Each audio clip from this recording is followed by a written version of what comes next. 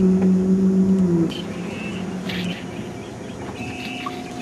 collecting bluegill for the State Fair Kids Pond, which we do every year. Today we're at Manaway. This place has a lot of bluegill in it, so we're collecting them here. We're going to load them up here, take them down to the State Fair Pond where kids get to catch them and get a lesson about fishing and ethics. And that goes on every day from 4 to 8 p.m. at the State Fair.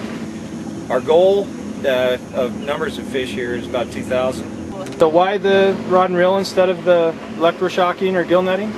Well, the gill net fish are generally dead when we get them in the, or in poor condition. And we've tried electrofishing in the past. The electrofish fish don't bite. Believe it or not, getting shocked by 120 volts is not good for you.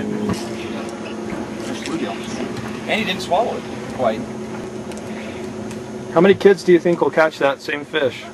These fish, believe it or not, look like a pincushion when they get done. Their mouth is just raw. These fish, bluegill, believe it or not, are a really good fish for this kind of event where you want the kids to put them back and then catch them again, and then put them back and catch them again. And a lot of these fish should be caught 6, 8, 10 times. And we also have aquarium fish inside the building, the kokanee salmon, and the rainbows and browns. What other fish are in the pond at the fair?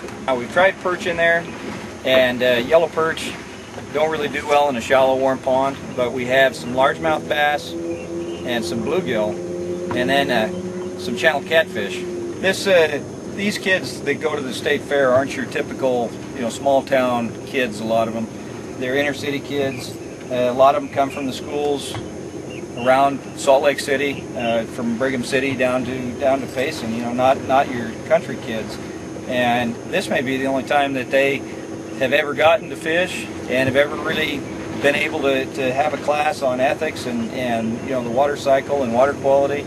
And so it's our opportunity, the Division of Wildlife's opportunity, to make sure they understand what message we want to pass on to them, and then get them hooked by actually having an opportunity to catch a fish. The percentage of Utahns that are fishing seems to be declining every year.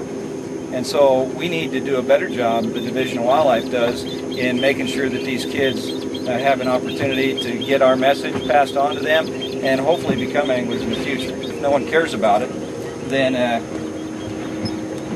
what will happen to it? That's the question. If there's no one out there to take care of it, chances are it'll be buried in a Walmart parking lot someday.